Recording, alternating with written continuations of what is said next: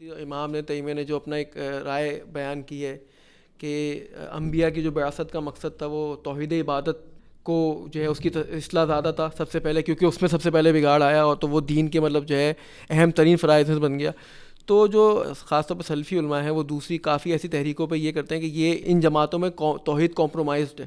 مثلا تبلیغی جماعت میں کچھ ایسے قصے ملتے ہیں جو جس کی طرف اس پہ اعتراض ہوتا ہے، تو اسی سے پیرالل میں جو ہے دوسروں نے توحید حاکمیت نام کی ایک اصطلاح بنا لی ہے. تو اس کا کیا صحیح مفہوم ہے، کیا غلط استعمال ہے؟ کیونکہ کبار سلفی علماء مثال کے طور پر شیخ ابن عثیمین، شیخ البانی وغیرہ نے اس کو اہل بدعت و خوارج کا جو ہے شعار بھی قرار دیا ہے.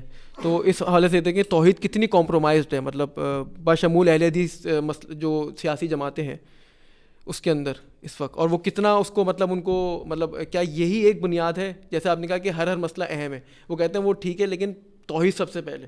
یعنی کھانسی کا علاج، ایک بندے کو کینسر ہوا اور کھانسی ہوئی ہے، تو آپ کھانسی کا علاج تو کر رہے ہیں لیکن کینسر کا علاج نہیں کر رہے.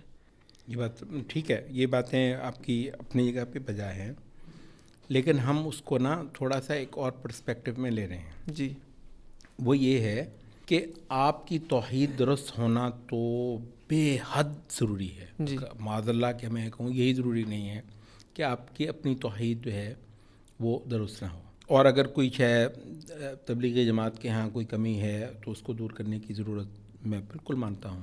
کوئی اہل حدیثوں میں بھی کمی ہو سکتی ہے، وہ بھی اگر جماعتیوں میں ہو سکتی ہے تو وہ بھی، دیوبندیوں میں ہو سکتی ہے تو وہ بھی، مطلب اس کو تو میں بالکل وہ نہیں کرتا.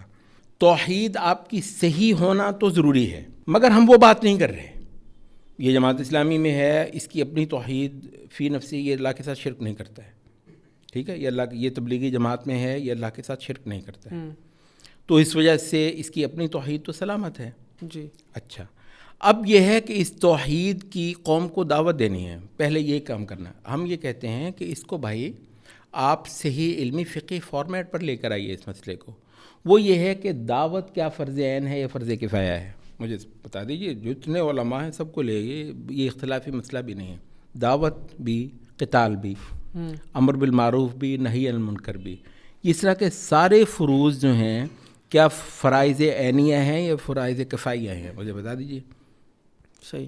اگر آپ کا جواب یہ ہوگا، اور انشاءاللہ یہی ہوگا کہ یہ فروض کفایہ میں ہے، تو فروض کفایہ یہ کہتے ہیں کہ کچھ کر لیں تو دوسروں سے بھی ٹل جاتا ہے. تو یار اہل حدیث کر رہے ہیں نا الحمدللہ. لیکن وہ کہتے ہیں کہ اگر آپ، یہ تو تب بحث بنتی ہے کہ آپ دعوت دے ہی نہ رہو، لیکن اگر آپ دے رہے ہیں تو اس وقت یہ بھی رہے ہیں. تو مطلب اسلام کی ایک بات ہم لوگوں کو اس پر پکا کر رہے ہیں، دوسری بات آپ پکا کر رہے ہیں. پہلے مجھے یہ بتائیں کہ مجھ پر واجب عینی ہے کہ میں اس کی دعوت دوں، قبروں کے خلاف لوگوں کو میں دعوت دوں.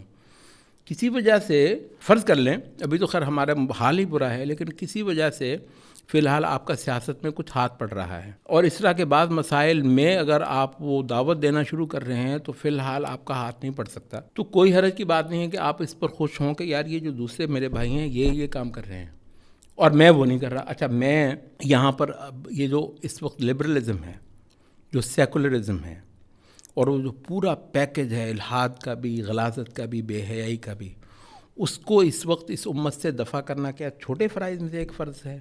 اور اس کے لیے تھوڑا سا اقتدار وغیرہ آپ کے پاس اگر آ سکتا ہو تو کتنا ضروری ہے نہیں ہے؟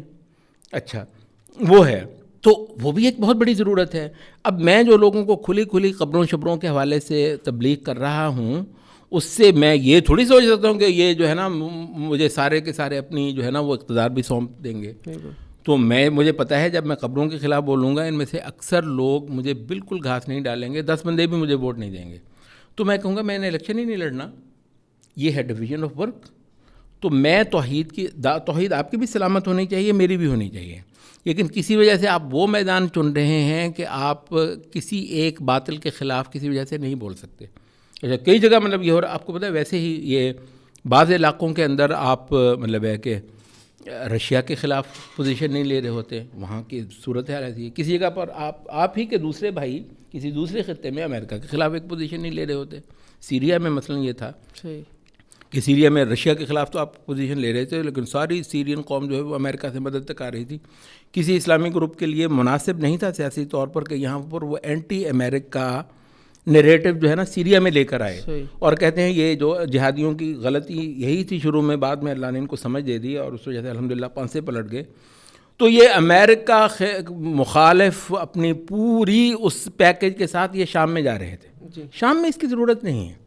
اس کو کہ ہم امریکہ مخالف، افغانستان میں امریکہ ہے تو امریکہ میں ضرورت تھی. اچھا تو کسی چیز کی ضرورت افغانستان میں ہوتی ہے، کسی چیز کی ضرورت سیریا میں ہوتی ہے، اس سے بالکل مختلف ہے. اس کو ہم کہتے ہیں ڈویژن آف ورک. تو ڈویژن آف ورک ایک بہت بڑا مبحث ہے. اس میں امت مل کر ایک دوسرے کو مکمل کرتی ہے. روس کے خلاف کھڑا ہونے کا واجب بھی ہمارے کچھ بھائی کریں گے کسی خطے میں، امریکہ کے خلاف کھڑے ہونے کا بھی کریں گے. یہ فلسطین میں مثلا یہ ہے، فلسطینیوں پر یہ بھی واجب ہے کہ وہ ایران کا رد کریں. گوڈے گوڈے پھنسے ہوئے ہیں ان صہیونیوں ملونوں کے ساتھ. فلسطینیوں پر یہ بھی واجب ہے کہ اس وقت وہ مسئلہ ایران کا اور رافضیت کا رد بیان ہی اسی وقت، یعنی ہاں اسی وقت کریں. تو وہی رافضیت کا رد کرنے کے لیے اللہ نے مطلب ہمارے دوسرے علماء ہمارے پاکستانیوں کو، سارے دیوبندیوں کو الحمدللہ اللہ نے توفیق دی ہوئی نہیں ہے.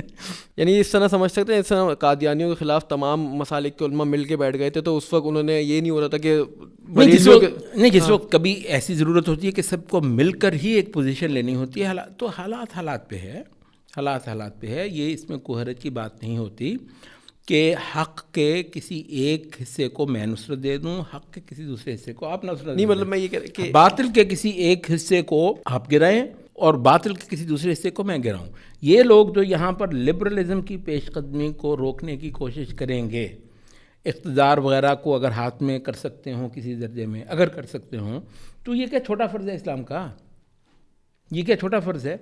بات یہ ہے. اور ابن تیمیہ نے بھی یہ مبحث کسی اپنے انداز میں بیان کیا. وہ کہتے ہیں البتہ یہ ضروری ہے کہ اس بات پر انسان خوشی محسوس کرے کہ وہ فرض جو میں پورا نہیں کر پا رہا ہے میرا دوسرا بھائی وہ فرض پورا کر رہا ہے. یہ ہے ایک دوسرے کے ساتھ مکمل ہونا. ہم مل کر ایک دوسرے کے ساتھ پھر مکمل ہو سکیں گے. یہ کسی صرف ایک یہ گھنڈی سلجھا لیں ہم، واللہ ہم بہت خیر پر ہیں، ہم بہت خیر پر ہیں. ہاں یہ ہوگا کہ ہم یہ کہیں گے بھئی اپنی اپنی توحید تو سب سلامت کرو، اگر اس میں کوئی خرابی ہے تو اس کو دور کرو. وہ اس میں ڈویژن پر کوئی نہیں ہے. آپ اپنے اللہ کے ساتھ سال اعتقاد ہی کے ساتھ جا کر ملیں گے. اگر اس کے اندر کوئی علائش ہے، کوئی خرابی ہے، وہ ناقابل قبول ہے. ہم کر رہے ہیں بات دعوت کی. دعوت میں ڈویژن آف ورک ہے. دعوت فروض کفایہ ہے، واجب نہیں ہے. کچھ لوگ کر دیں گے، دوسروں سے ٹل جائے گا. وہ چاہے توحید کی دعوت. میں اصل میں یہ قادیانیوں کی مثال سے دینا چاہتا کہ مشترکہ مفاد کے لیے اب جب ایک ٹیبل پہ دیوبندی، بریلوی، اہل حدیث سب بیٹھے ہیں، ظاہر ہے وہ سب اپنے آپسی اختلاف تو نہیں اچھالیں گے کیونکہ اس وقت قادیانیوں کے خلاف ہے. تو مصلحت کے تحت کبھی کبھی ایک بندہ ایک جگہ پہ ایک محاذ سے مصروف ہے. بالکل 100% صحیح.